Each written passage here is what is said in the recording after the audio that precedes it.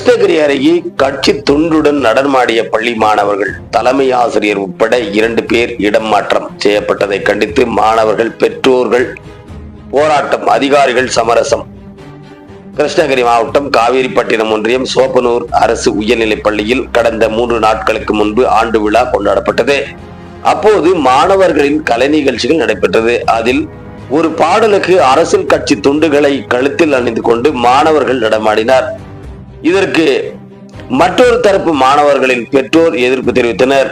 இச்சம்பவம் தொடர்பாக நாகரசம்பட்டியில் காவல் நிலைய உதவி ஆய்வாளர் சங்கீதா மற்றும் போலீசார் சமாதானம் செய்து அனைவரையும் அங்கிருந்து அனுப்பி வைத்தனர்.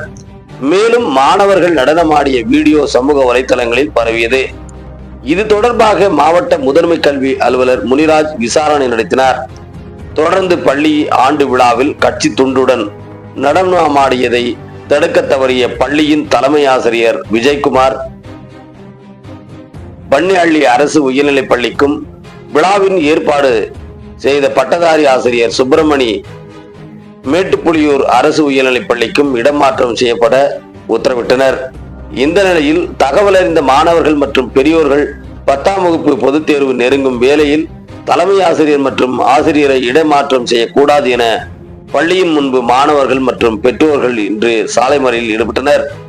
தகவல் அறிந்து கிருஷ்ணகிரி வட்டாட்சியர் வளர்மதி, போச்சம்பள்ளி காவல் ஆய்வாளர் நாகலட்சுமி, நாகரசம்பட்டி காவல் உதவி ஆய்வாளர் சங்கீதா, மாவட்ட முதன்மை கல்வி அலுவலர் முனிராஜ், மாவட்ட கல்வி அலுவலர் ராஜன், கல்வி உதவி ஆய்வாளர் ஜெயராமன் ஆகியோர் மறியலில் ஈடுபட்டவர்களை சமாதான பேச்சுவார்த்தை நடத்தி உரிய நடவடிக்கை எடுப்பதாக கூறினார்கள்.